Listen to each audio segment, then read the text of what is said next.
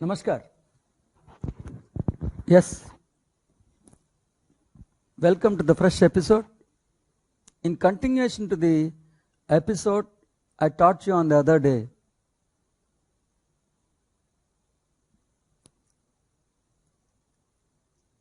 I want to teach the beautiful knowledge, the climax of Karmayoga. I mean to tell you, the last couple of slokas, 3 slokas are there. Let us analyze, understand the insight of that beautiful, grandest master teacher, the realized God, the enlightened being, the grandest phenomenon, miraculous, majestic, marvelous master, the Lord Sri Krishna. Fine. So, yesterday 340. What exactly is 340? 340, the disease was diagnosed, and the cause of disease also was diagnosed. The human brain with intelligence can never even diagnose the disease and never even locate who is responsible for all this mischief. It is the magical, mystical, miraculous teacher he is successful enough to identify who is the villainary aspect. And who is the villainary aspect? The so-called ignorance, or the so-called rajogun, or the so-called lust, the so-called wrath, and ultimately the moha. What exactly is moha? The spiritual confusion. Fine. This is the villainary aspect. Then how should you deal with it? It is not enough if somebody says you are suffering with particular disease. Diagnosing the disease only one part. How should you deal with the disease? What is the treatment? The prescription is 41, 42, 43. Yes. 41. 341. Tasmat tvamindriyanyadau niyamya bharatarshapha papmanam prajahi hyenam jnana vijnana nashanam. That is why, first of all, you have got to safeguard your inner consciousness and see to it that it never gets contaminated with the data collected by the sensory organs. Then, with all the sincerity, commitment, attack the lust, which is the cause of destruction of spiritual knowledge and wisdom. Ruthlessly destroy the lust. Reference 334 Indriyarth. I'll tell you. Chadum. 341. That is why, first of all, you have got to safeguard your inner consciousness and see to it that it never gets contaminated with the data collected by the sensory organs. Then, with all the sincerity, commitment, attack the lust, which is the cause of destruction of spiritual knowledge and wisdom. Ruthlessly destroy the lust. Reference 334 Indriyarth. I'll tell you why I have used word reference. Can you? That is why, first of all, you have got to safeguard your inner consciousness and see to it that it never gets contaminated with the data collected by the sensory organs. Then, with all the sincerity, commitment, attack the lust, which is the cause of destruction of spiritual knowledge and wisdom. Ruthlessly destroy the lust. The difference is, you need not read it. Yes. That is why, first of all, you have got to safeguard your inner consciousness and see to it that it never gets contaminated with the data collected by the sensory organs. Then, with all the sincerity, commitment, attack the lust, which is the cause of destruction of spiritual knowledge and wisdom. Ruthlessly destroy the lust. Thank you. That is why, first of all, you have got to safeguard your inner consciousness and see to it that it never gets contaminated with the data collected by the sensory organs. Then, with all the sincerity, commitment, attack the lust, which is the cause of destruction of spiritual knowledge and wisdom. Ruthlessly destroy the lust.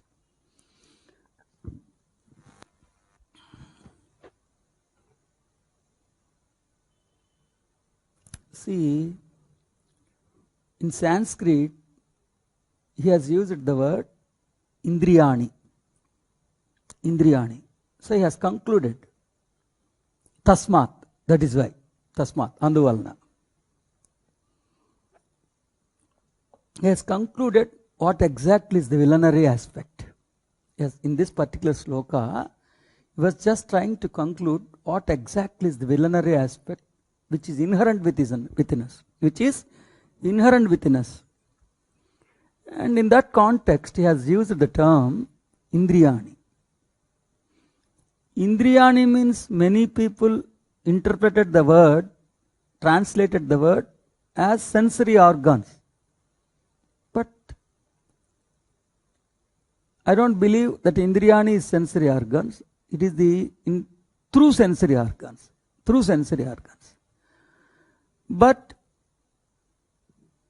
in chapter number 3, verse number 34, Lord Sri Krishna has categorically made it very clear that the villainary aspect is not the sensory organs, nor the incidents which are happening in the real life, but the data collected by the sensory organs. The data collected by the Indriyardha. He has categorically used the word Indriyardha. What Indriyardha does? The more and more you are giving unwanted priority to Indriyardha, what happens is, it occupies, it contaminates your thinking pattern. It contaminates your inner consciousness. Your original consciousness.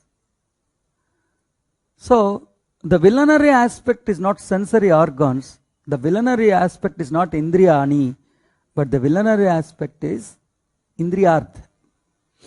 So that is why I said, I have come to a conclusion. See, in this particular sloka, he never said what is the way out. He is concluding who the bloody hell is the villainary aspect which is very much inherent within us. Okay?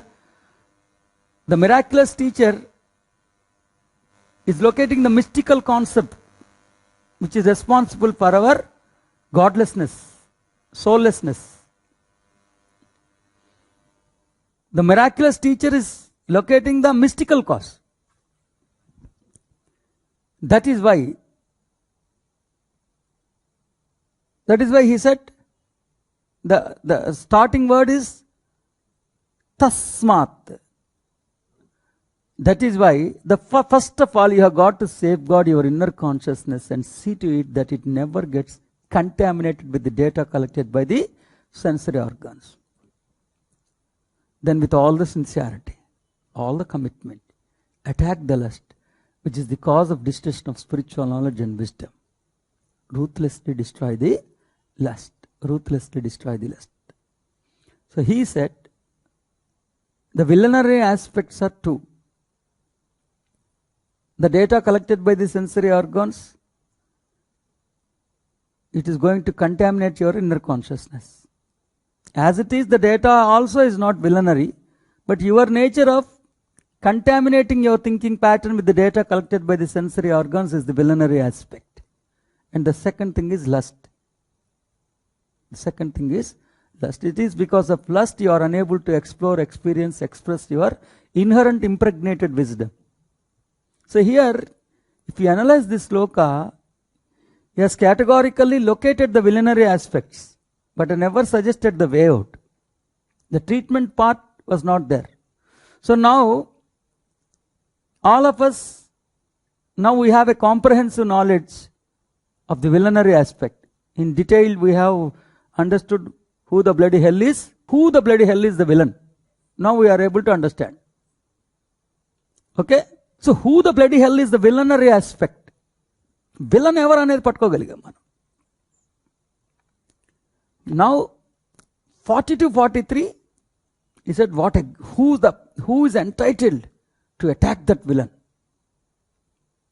Who can take care of that villainary aspect?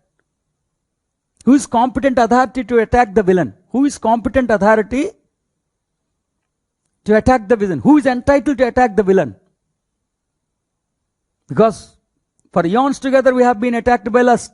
For eons together we have been attacked by contaminating our inner consciousness with the data collected by the sensory organs. Welcome. So who is entitled to fight it out? What is the inherent competitive authority which can attack the lust? Because the villain is a very dangerous villain. Because we cannot even locate. It is so humble, so nice. Like, how can you locate that? Locate him. So location is over, but now we understood the depth of our villain. Ammo is more dangerous than Pakistani guy. More dangerous than Afghanistan. Then now we want an entitled spiritual faculty which is entitled to attack the villain. Now we are searching, we are in pursuit of a beautiful spiritual faculty which is entitled to attack the villain. So now let us analyze what are the inherent faculties which are very much inherent within us, and when he has given a comparative statement, these are the faculties which are inherent within you, and the performances are like this. Now you have got to decide. See how beautiful analysis. So now Lord Sri Krishna has given a comparative statement of the inherent faculties and their performances, and he will tell us who exactly is the rightful spiritual faculty which is entitled to attack the so-called enemy, the lust, the rajogun and everything. Come on, let us know who the bloody hell is it. Now villainary aspect is over. We are searching for the spiritual hero. The villain is attacking for eons together, thousands of years. And now we are waiting for spiritual hero. Yes. Yes. 342. Indriyani paranyahuhu indriyebhyaha param manaha manasastu para buddhihi yo buddhehi paratastu saha. Yes. Lord Sri Krishna has given a comparative statement of integral parts which are very much inherent within every human being. They are namely the physical embodiment, the sensory organs, mind, intellectual brain and soul. It is believed that the sensory organs are more subtle and grander than the physical embodiment. The mind is more powerful than the sensory organs. The intellectual brain is more grander than the mind. But the ultimate miraculous performer is the soul. Soul is far grander, more subtle than the brain. Can you just read it? This sloka. Unchotara. Yes.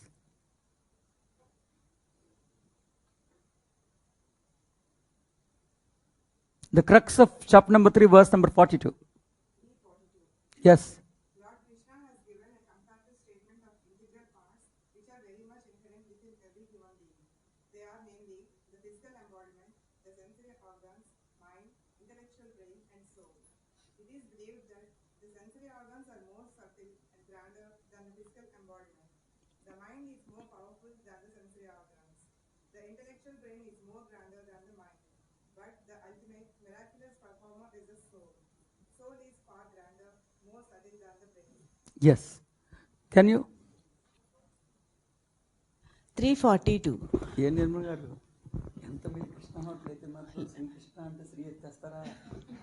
342. Lord Sri Krishna has given a comparative statement of integral parts which are very much inherent within every human being.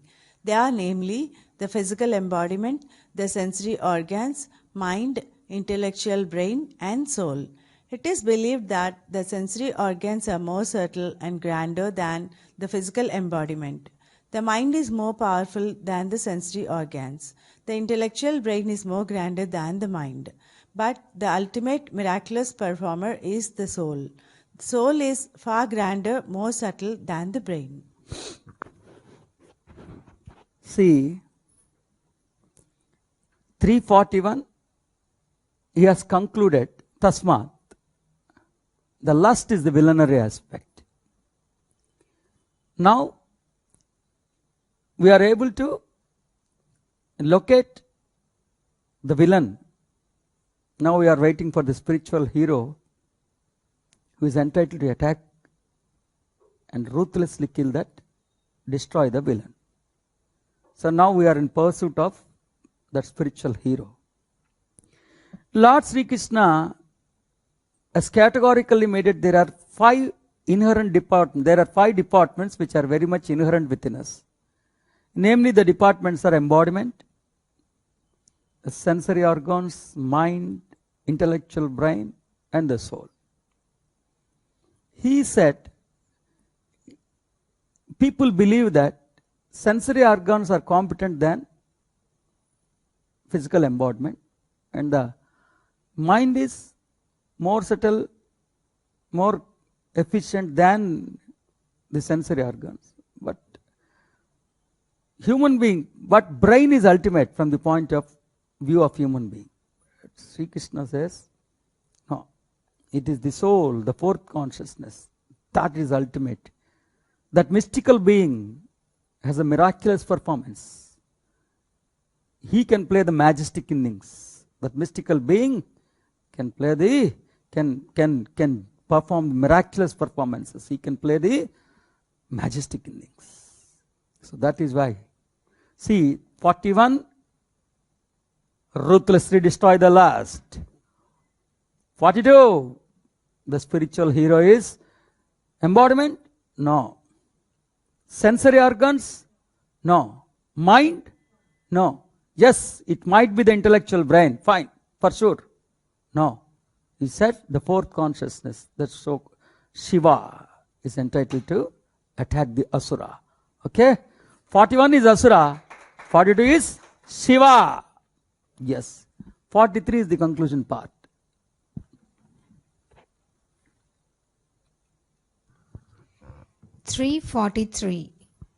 एवं बुद्धेः परं बुद्ध्वा संस्तभ्यात्मानमात्मना जहि शत्रुं महाबाहो कामरूपं दुरासदम्. Yes. That is why realize the truth that the soul is ultimate, which is far grander than the intellectual brain.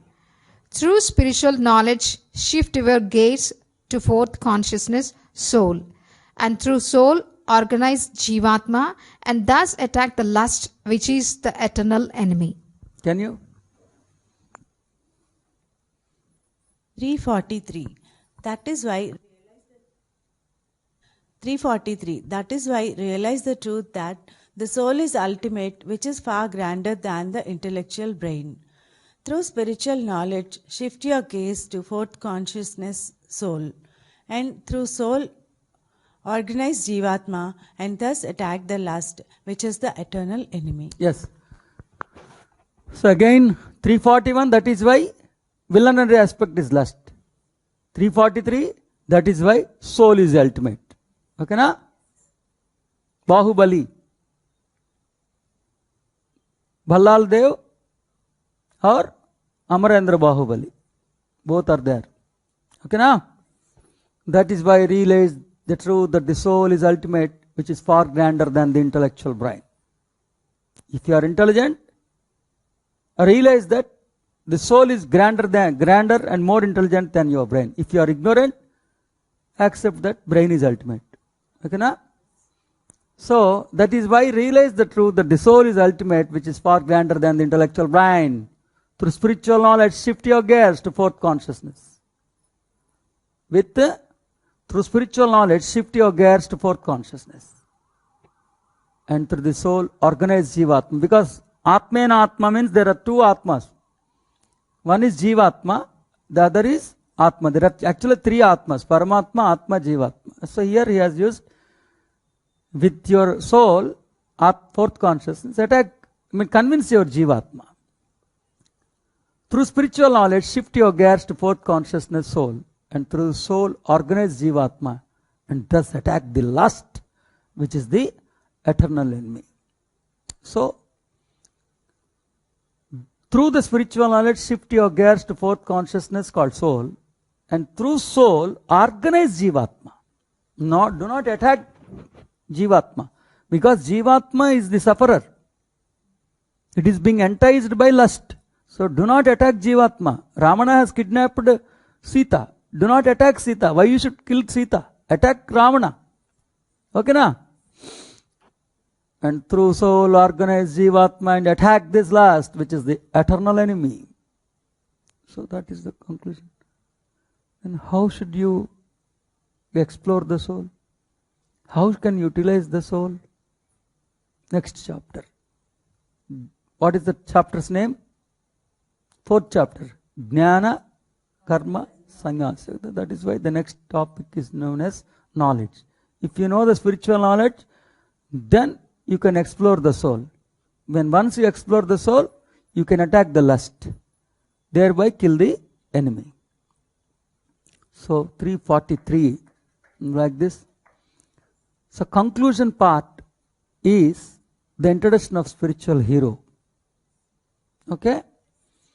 So now we are able to locate the villainary aspect and the spiritual hero. Both are within us. Who the bloody hell is villain? The lust. Who is the grandest spiritual hero who can take care of this villainary aspect? Shiva, or spirit soul. Now how do you explore the soul? How do you utilize the soul? Through knowledge. That is next chapter. Okay? Take care of yourself. Never ever forget that you are gods. Every day enrich with the protein food. The protein food is truth and knowledge. And you should always be proud that at least in this incarnation you have entered into the realm of Advaita. And I congratulate you for entering into the kingdom of Advaita.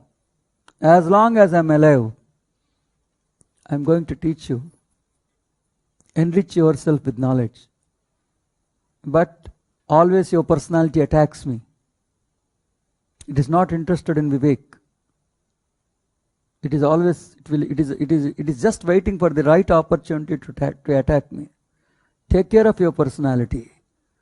And I'll see to it that in this incarnation, there will be beautiful unification between Jivatma and Paramatma. In this incarnation, you will shift your gears from the existing consciousness to the higher consciousness. In this incarnation, when you leave this embodiment, you are loaded with all the knowledge and live like an enlightened being and leave this earth planet like a realized God. Namaskar. Jayastu.